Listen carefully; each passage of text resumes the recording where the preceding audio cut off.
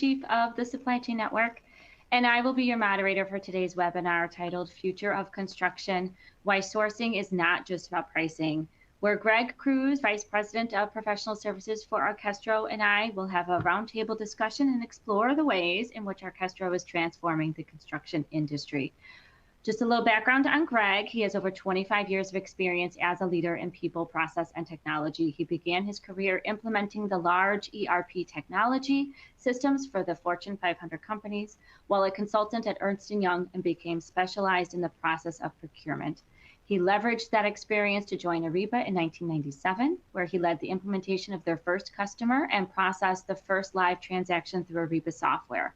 With Ariba, he went on to 2 years in the Netherlands, where he helped to build the European pre-sales and sales operations.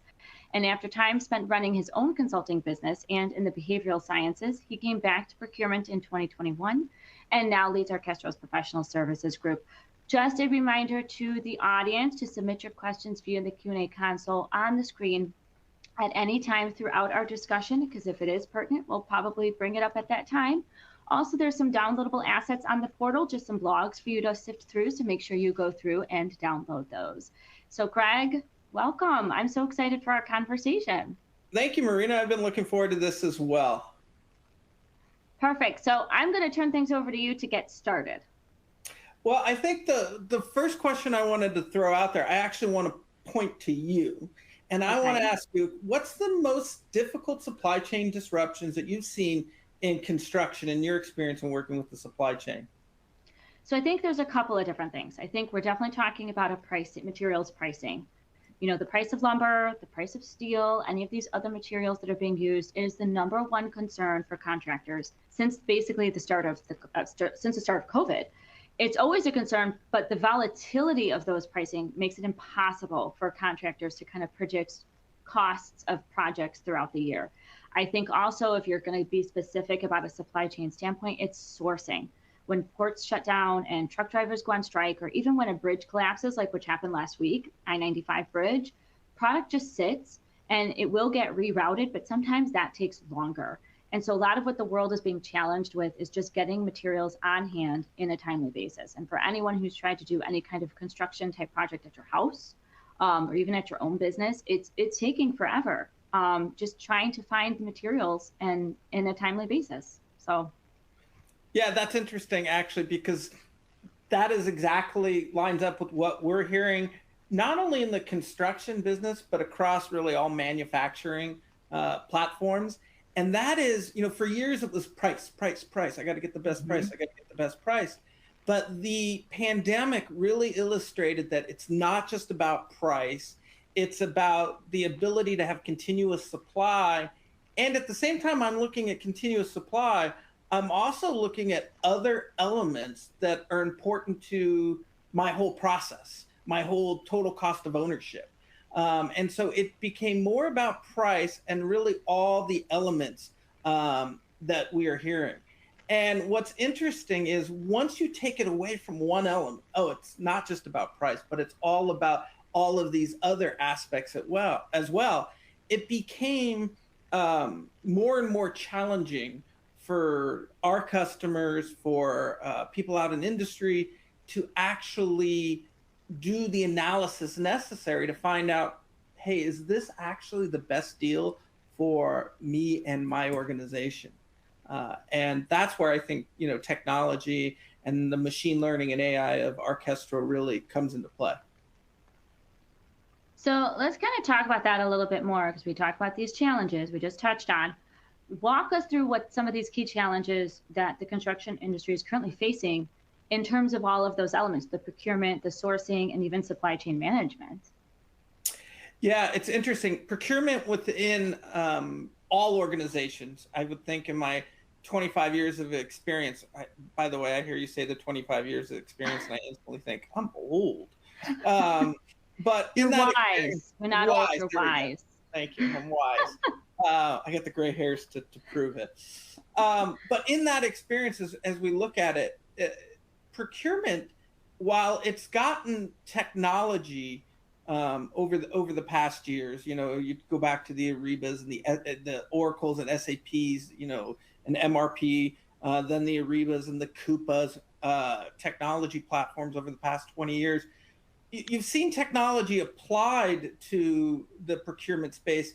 However, it hasn't necessarily advanced as much as some of the other, spaces in industry, whether it is MRP, whether it is ERP. And so it's really ripe to take advantage of a new technology platform. And as we look at the challenges that are facing the construction industry today, where, hey, I need to get my supply, I need to have consistent supply, and I need to be able to confirm based on data attributes, based on my supplier's performance, based on my supplier's capabilities, that they're actually going to be able to do what they say, and they've consistently done what they've said. These type of technologies are going to help them get to where they want to be, at the same time while also getting them better prices. So procurement, and specifically in the construction industry, is very ripe for some new revelations at this point.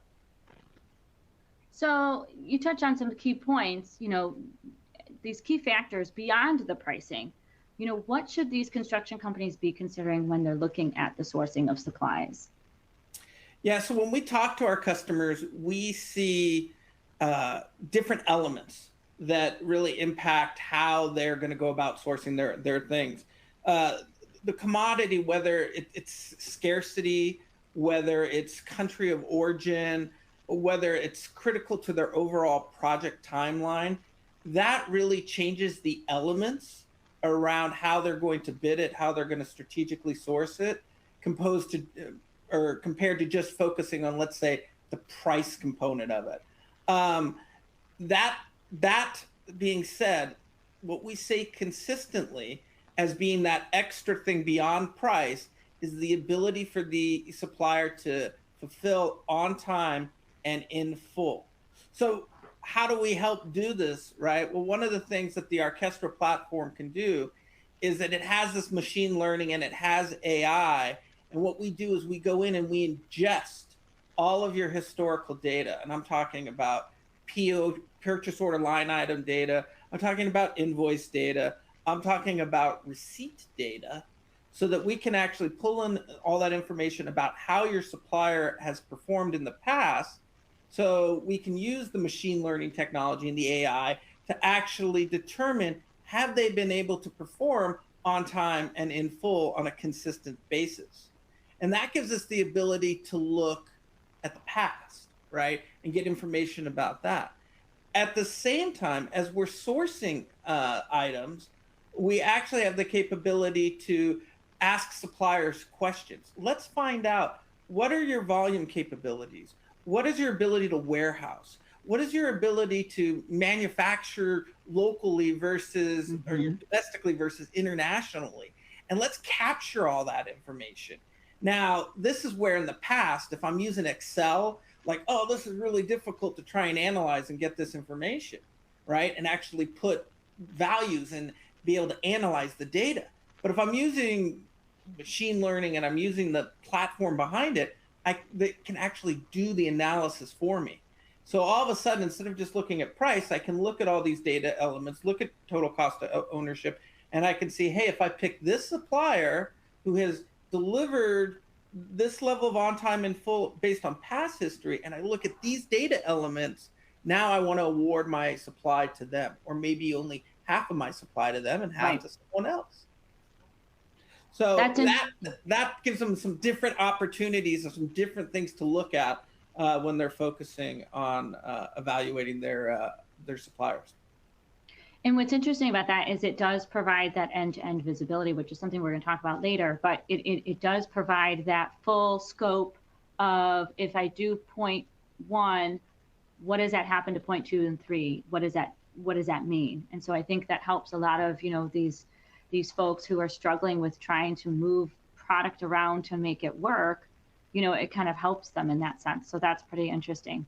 So that being said, what role does technology play in transforming some of these procurement teams? What are the barriers? I mean, there have to be companies who are like, no, we're good. We're doing it this way. This is how we've been doing it for years.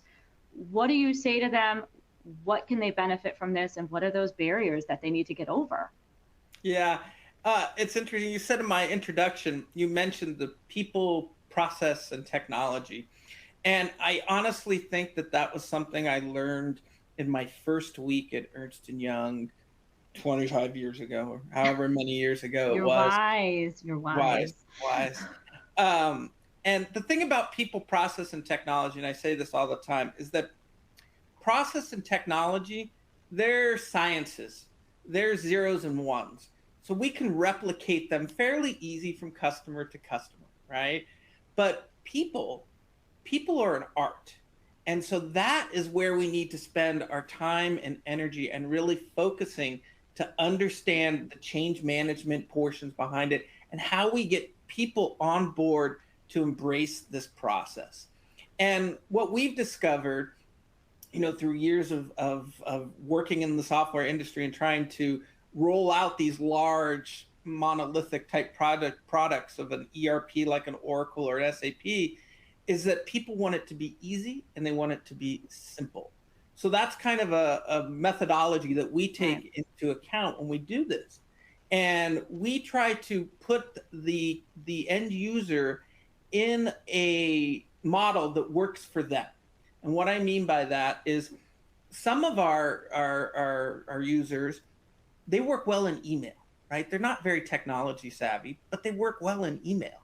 So let them do everything they need in email. Let them respond to the email, attach their bid, right? From a supplier's perspective, just attach their bid and let the system suck that bid in and process it for them. Some, maybe it's a little bit more complex and they work really well in Excel. Great, let them do all their work in Excel and then they can upload that to the platform. Some want to work directly in the platform. They got it, they know what they're doing, they want to move around, but we're going to make it easy for them to get in the platform. So they're going to click a magic link they got in an alert or an email, and they're going to go directly into the platform exactly where they need to go to do the work that they need to do. So we really make this effort to meet our users where they are and make that process as simple for them as possible. And that happens on the buy side, right? Working with the customers, as they're designing their sourcing events and working with their internal users. But, and this is important, it really also happens on the supplier side because we look at them just as much of a customer as we do the buy side. And we need to make sure that both of them are getting the experience that they need.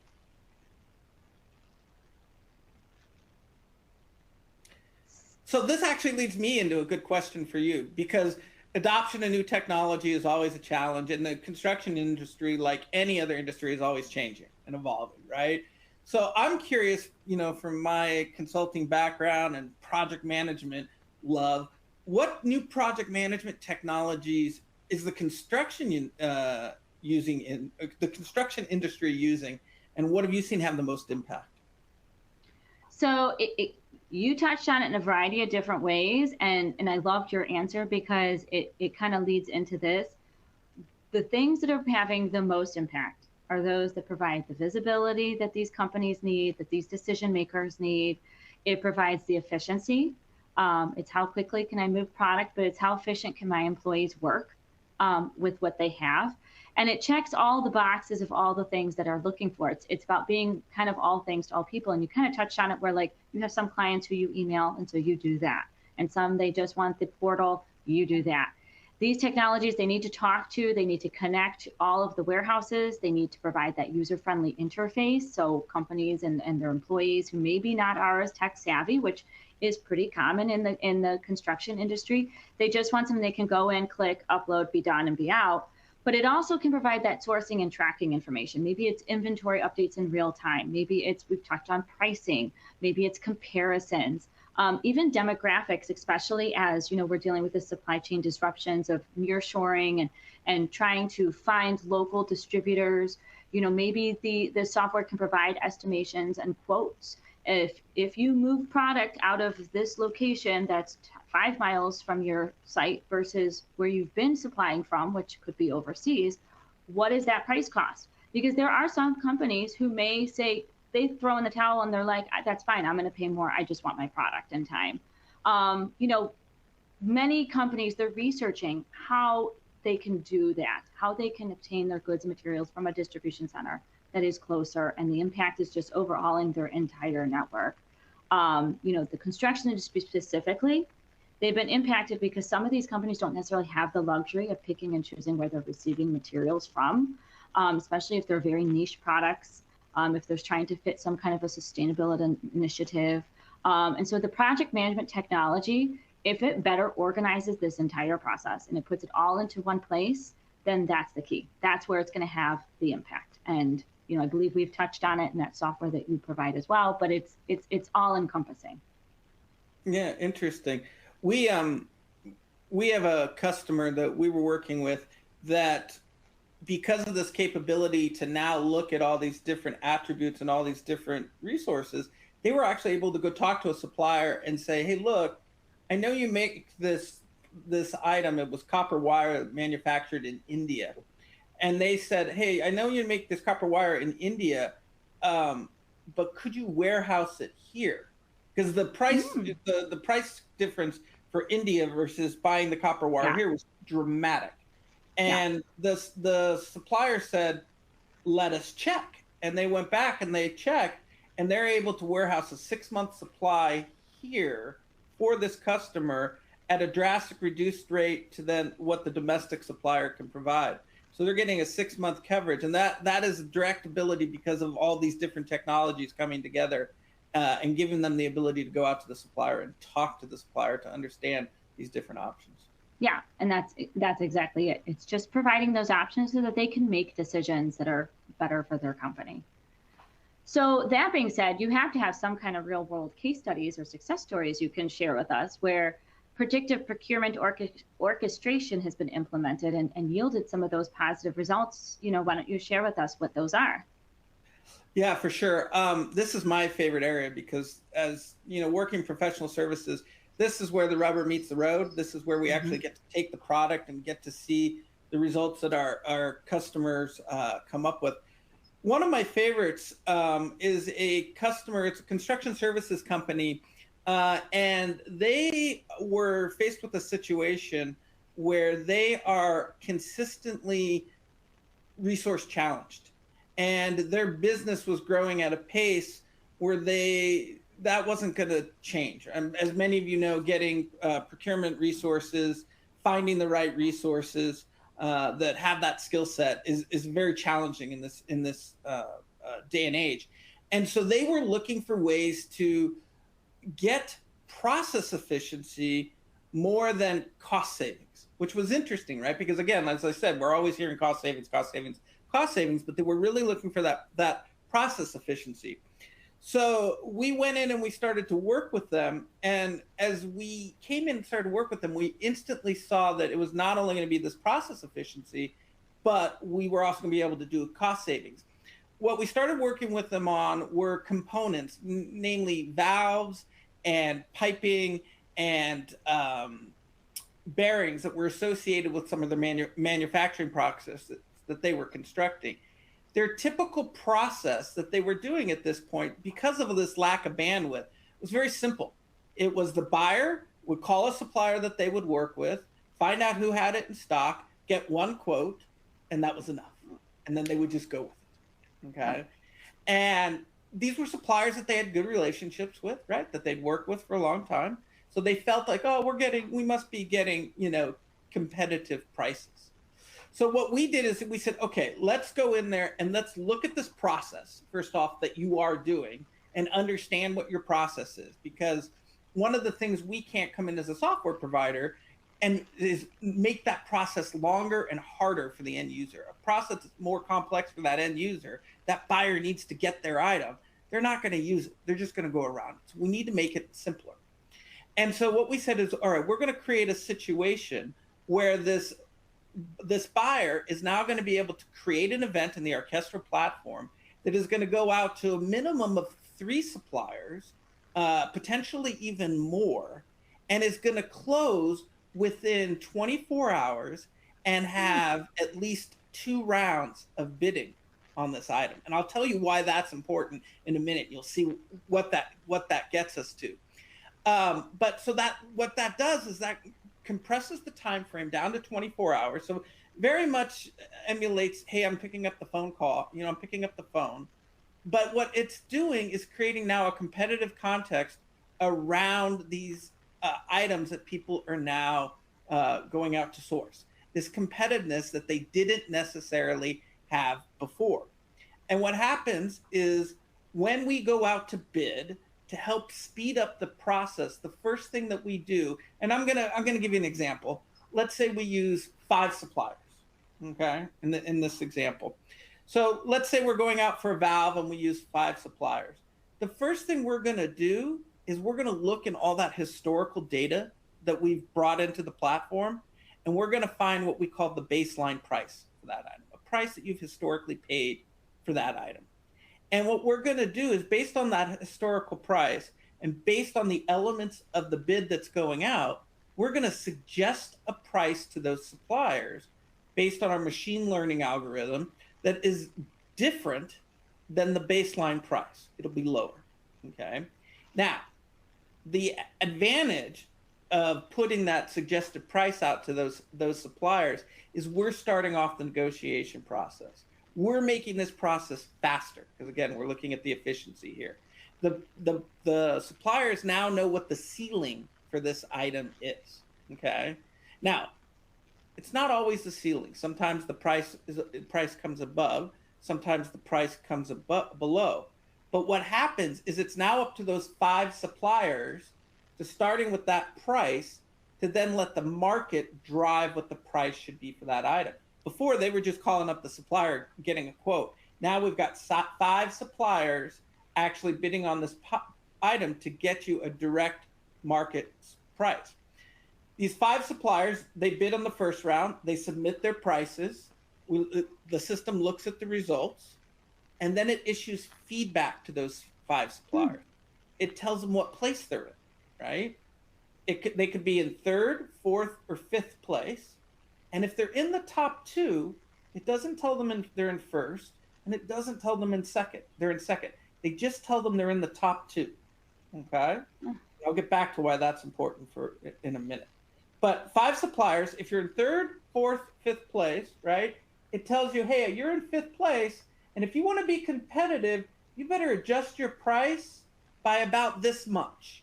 And it gives you this fuzzy math logic on around approximately how much you need to be to get up to that 1st place position, okay?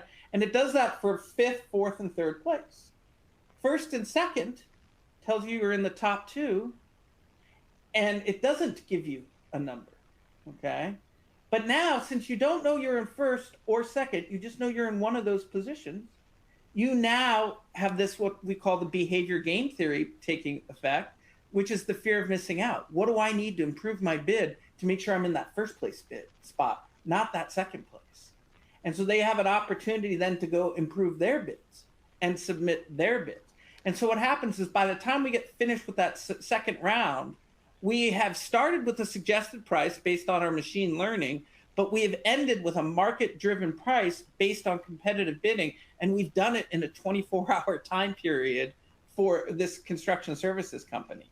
And through a 6-month time with this customer working on it, we saw on the components that we were putting through, we saw savings of 28% based on just picking up the phone, okay? Now, that's really high. I'm not saying everybody's going to save 28%. This is the professional services guy and me going, it's not always 28%. But that is an excellent savings number, and you can extrapolate that across the board. Well, and the cool thing about that is, I learned at a very young age, my father taught me when, I'd have people come over and you get quotes on stuff.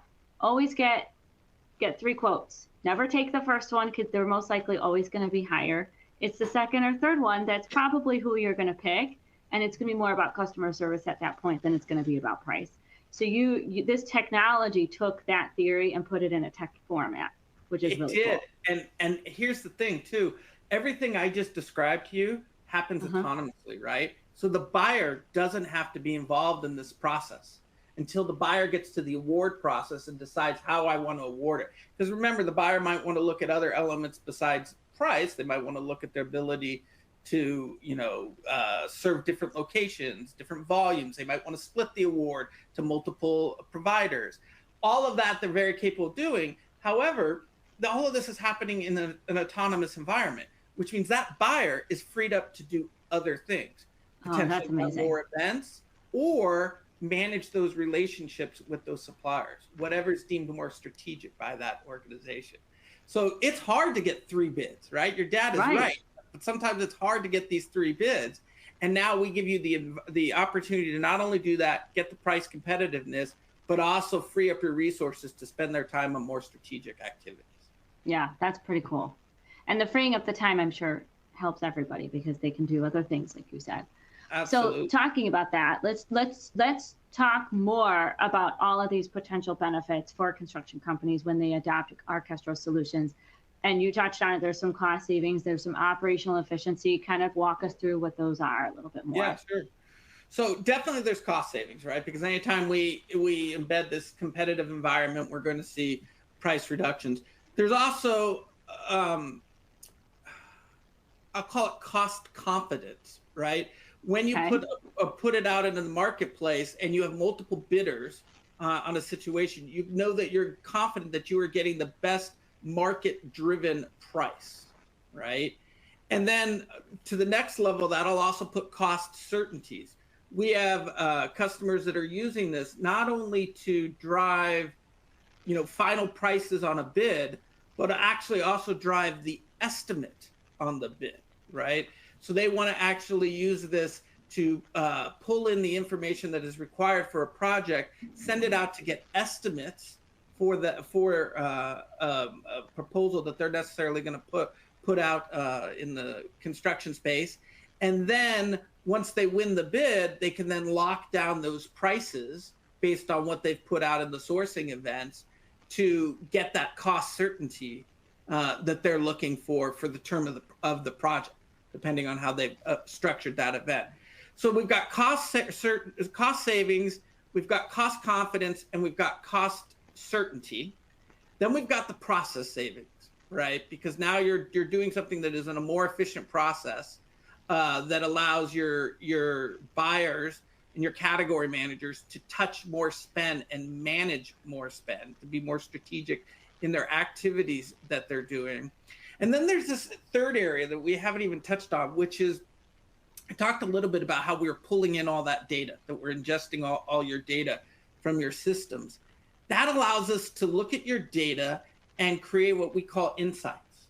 We can look at the opportunities where in your data where we see, hey, there's the potential to do something different here that might allow your organization to save money. And different may be creating contracts around certain buying opportunities. For example, we see a lot of companies that experience purchase price variance. They'll pay X for an item, and then they'll also pay Y for the item in the same quarter from the same supplier delivered to the same location. Why is that? We want to go in and understand that and reduce that purchase price variance so that you're consistently getting the base price. Our insights into your data allow us to raise that to you so that you can actually take action on it and achieve savings via that.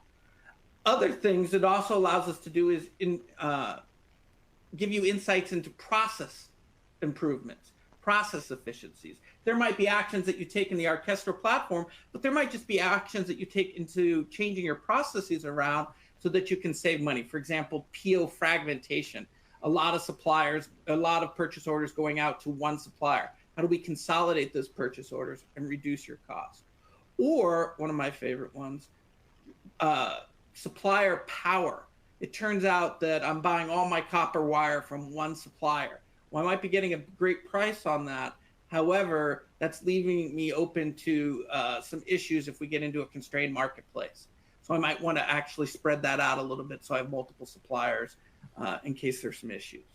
We were just dealing with one customer that was buying pallets from 5 different people. And so we had a different conversation. Is 5 too much, or is that the right number? And they hadn't really examined that before.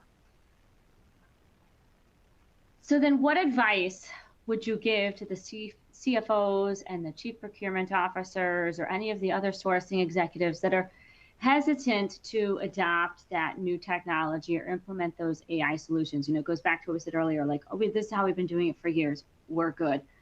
What advice do you give those folks? Yeah, and that's another thing that we hear a lot, right? And that's one of the challenges that we consistently work through. I think the biggest way to work through it is by showing people confidence and success, right? Success breeds success. So what we try to do is we try to create an environment where you don't have to eat the whole elephant at once, so to speak. This is another old, ERP implementation soundbite, which is how do you eat an elephant? One bite at a time. Just for the record, I've never eaten an elephant. A whole nother webinar. Yes, a whole nother webinar. But that's how we try to structure our programs, which is, hey, let's do a phase one, and let's go in and find some environments where we can be successful, and we can show you some quick wins. And when we show you a quick win, people get excited, and then they're interested, and they're like, wait a minute, how can I take advantage of this? What can I do? And we have the capability of being fully integrated into your environment, or we have the capability to be completely standalone. And our standalone environment allows us to stand up and quickly do transactions with you guys in a matter of, days and weeks, as opposed to, months and years of the ERP world. So, for example, we worked with one customer, and in my conversations with them, we were talking about what should we do, how should we do it.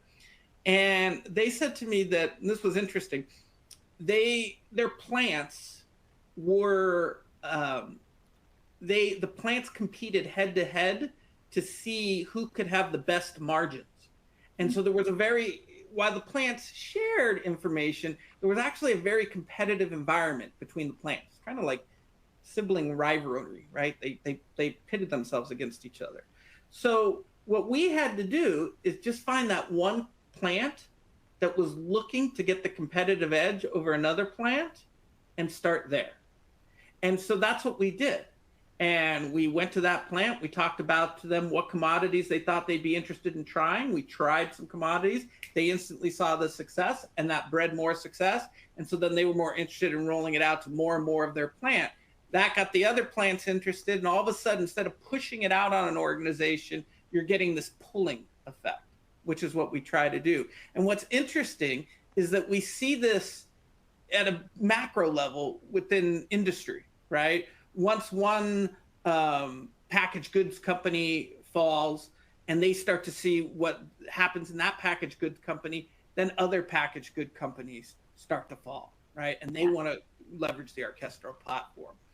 So the thing is to start small, but get started so that you can start to build traction and actually make progress as quick as possible. I had one more good example about this. I'm trying to remember what it was. It slipped my mind, but that's okay. I think that gives us some insight onto how we work.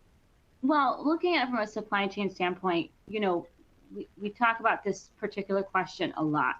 And sometimes what we hear is not so much that this is the way we've been doing it for years. There could be some kind of a financial setback to that. They're afraid to invest money in solutions that they can't guarantee will work. And then they also look at it from an employee standpoint. Well, how are my more veteran employees going to react when we start implementing all of these AI solutions that they feel may adapt or take over their job? I mean, do you kind of get some of those responses from the companies you're dealing with? We do. That is definitely something that's common that we hear. And one of the things that we want to do actually with those strong employees that are getting you your best purchasing processes is we want to amplify their experiences. We don't want to take away their experiences. So our goal and objective is to take all of that knowledge that, let's say, Wendy has, who's been in the procurement organization for 25 years, and she knows all the suppliers, and she knows what to buy and when to buy and how to buy it. We want to take that knowledge, and we want to take the tasks that computers can do and automate and put that into the process and put that, Wendy can go focus on more strategic things that she enjoys about her job, that she can go manage those supplier relationships. And there's no doubt that there's a level of trust that we have to build with a Wendy to go do that. But that's part of the process that we go through. And again, when you do that, when you put in that investment and you put in that work, and you get the support of someone like a Wendy in an organization, then it's that pull effect. People see, oh, wait, Wendy's doing it. Wendy's got this and she's seeing success. And look at the numbers that Wendy's doing. And now instead of touching 100 suppliers, Wendy's able to touch 150 suppliers. And so that type of pull effect is what we're trying to create here. And it all comes back to that people, process, and technology, and really working with the people. So then how can a procurement estimate pricing, be, when markets are so unpredictable, how can you estimate the pricing of procurement? I love this question because we're in such a roller coaster right now.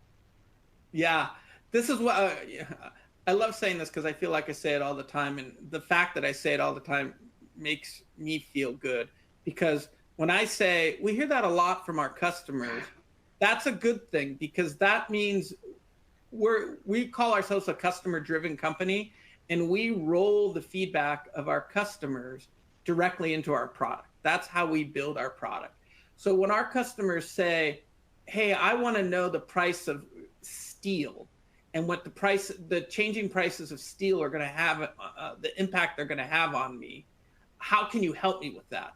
We're like, well, yeah, let's figure that out. Let's do that. Now, here's the thing. If we could predict the price of steel and how the steel prices are going to change, well, then, we'd go make billions off of doing that, right? Yeah. So would anyone. But what we can do, and this is where we leverage the data, is we say, okay, let's look at the data that you guys have from what you're purchasing that's related to steel components, for example, and then let's look at the steel price index. And we can download all of that information and we can upload it all into the system so that we can start doing some using that machine learning. We can start using that to do some modeling and see, all right, here's what you're paying. Here's the price of steel. And there's a gap between those two, right? That's the spread between the cost of your item and steel. The question becomes, how do we make that gap smaller, or at a minimum consistent, right? So if the price of steel goes up, you're very confident your suppliers are going to let you know that the price of steel went up and that your price is going to go up. But how do we make sure when the price of steel goes down that you guys go down as well, and that gap stays the same? And so this goes back to the alerts and the insights that we develop within the product, so that you guys are getting custom insights around the elements that are important to you, so that you then can go ahead and change your procurement habits or your purchasing so that you are buying as the market is making the right shifts. So then, how long does it take to kind of implement this new procurement program? And how difficult or even easy can it be to teach it across the board? Yeah, that's another great question that, of course, we get all the time. My answer, the professional service guy's answer, right? It depends. It always depends, right? At the complexity and what we're trying to do. But like I said, we can do a standalone environment, and we can do that quick in a matter of days and weeks, or we can go all the way to the fully integrated environment where we are actually taking demand signals from your environment, whether it's a demand signal from a sales system, a demand signal from an MRP system, and we are actually creating events based on that. One of my favorite examples of how quick can you actually show me value is we were working with a plastic injection molding company, and we were at the kickoff, and it was a kickoff for what was going to be a project to actually go out and do a whole quoting on resins. That was the main thing, is they needed to get control of their resin pricing. And so we were at the kickoff when we were talking about, simple ease of use and how quickly we can do these things. And their head of finance says to me, hey, look, we have an RFQ that we're going to put out for IT equipment. Could we do that on this? And we're like, yeah, absolutely. And they're like, how quickly? I'm like, how quickly do you have the information? He's like, I got it right now. And I said, let's do it right now. So in the kickoff, we set up the event, we set up the bid. They brought 2 suppliers to the table. We had 2 suppliers from our supplier services organization. We launched an event with 4 suppliers, and it went out to all. It was a multi-day, multi-round event. And my favorite thing about this is that they said that their incumbent supplier had given them their best price, and I can't remember the gentleman's name, but it was, Steve's best price. And then Steve came back with a better price. Imagine that, once he saw the competitive nature of this environment. And not only did he come back with the best price, but when he got the feedback that he was in the top 2, that he wasn't number 1 or number 2, that he was in the top 2, he actually went to the manufacturer of the laptops and said, hey, can you give me a one-time discount so that he could actually improve his offer for the second round. He did that. He got his discount up to 18% below that price where he was at before, and he actually ended up winning the business.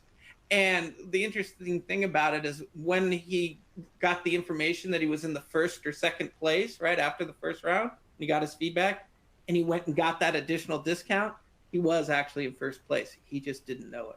That was the game theory in play. So we were able to get that event up in a matter of hours in their kickoff. But we actually do longer implementations as well, anywhere from 4 to 6 months, where we can do full integration into your ERP system or your P2P system to get all the available data. And the other thing that's cool about that, I think, is those are customers that they're going to have for a while now. Those are connections that they're going to have. It's not just that particular project. Like, now that rolls into other things that are happening in other facets of their company. And so that's kind of a cool, ROI takeaway, I guess you could say. For sure. Yeah, we definitely, like I said, we look at the supplier as much of a customer as the buyer, and we really want to create, this isn't about, beating up the supplier or getting them to the lowest price. It's about creating a win-win situation that benefits both of them so that they do create long-term partnerships across the organization. So let's switch to questions from the audience. I know we have some questions coming in, and to those that are on, if you have a question or even something to add to something that Greg or I talked about earlier, just put it in the chat and we'll address it. But I kind of want to step a little bit further into what we were literally just talking about with this game theory. Why should construction contractors trust the machine learning and the game theory to kind of correctly predict these materials pricing? Great question. Sorry, swallowed the wrong way. When we look at the game theory, when we use our machine learning model to predict the price, what we're actually doing, and this is really an important differentiator, so we're combining 2 things. We're combining your historical data based on what you've previously spent, what you've previously spent, to come up with a suggested price to those suppliers. That's the prediction, okay? Now, that predicted price or suggested price doesn't necessarily have to be 100% accurate, okay? We find in our experience that it's correct about 20% of the time. We're always working to refine it, but it's correct about 20% of the time.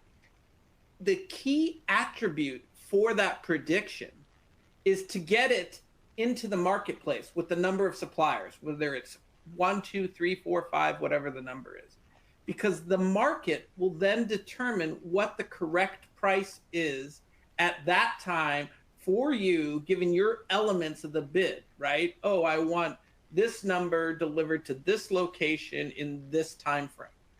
And so we use that suggested price to speed up the negotiation process, to inject into the negotiation process this idea of where we need to start, where we need to begin, so people have context in which to go. We do not expect that to be the final price, right? We expect the marketplace to take over.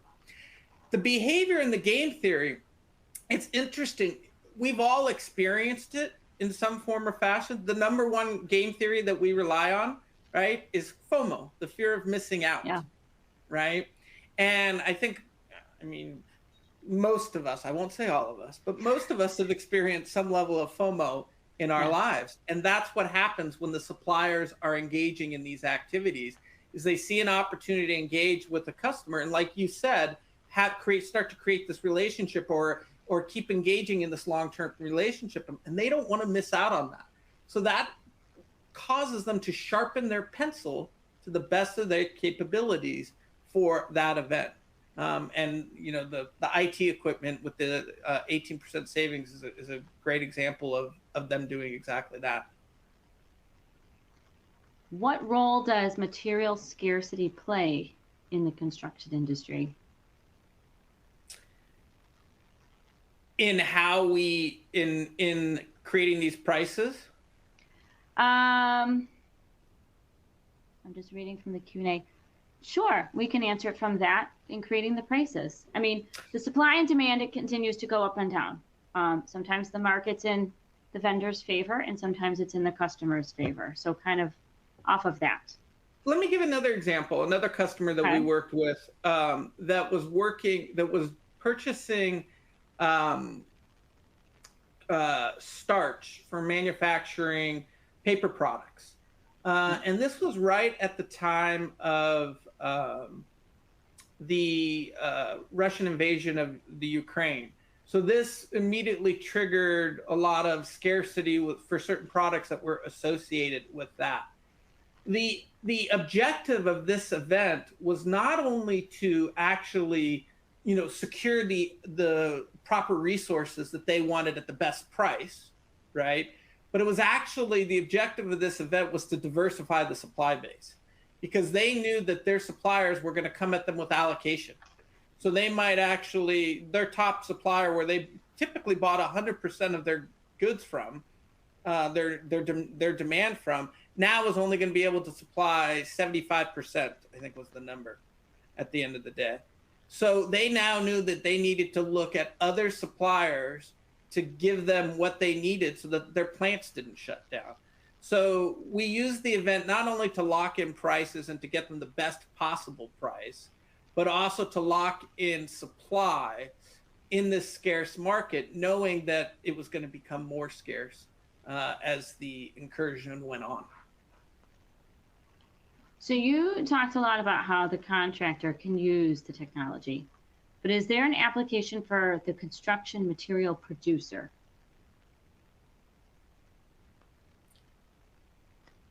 Well, the construction material producer could absolutely use this to acquire any of the raw materials that they need to produce their goods and services. I mean, it wasn't construction, but the example I just brought up, where this was a paper manufacturer buying starch to literally manufacture paper products. They were buying raw materials. We have numerous customers that are buying steel, just pure steel, to manufacture the goods and services that they offer. So absolutely. And then one final question, and I know you kind of touched on this a little bit earlier, but let's say I bought something tomorrow. How fast can new users implement the tool and expect to see results from you? We're launching a pilot in one of our customers in this upcoming week, where we're going to kick off the project and launch our first event about 10 days later.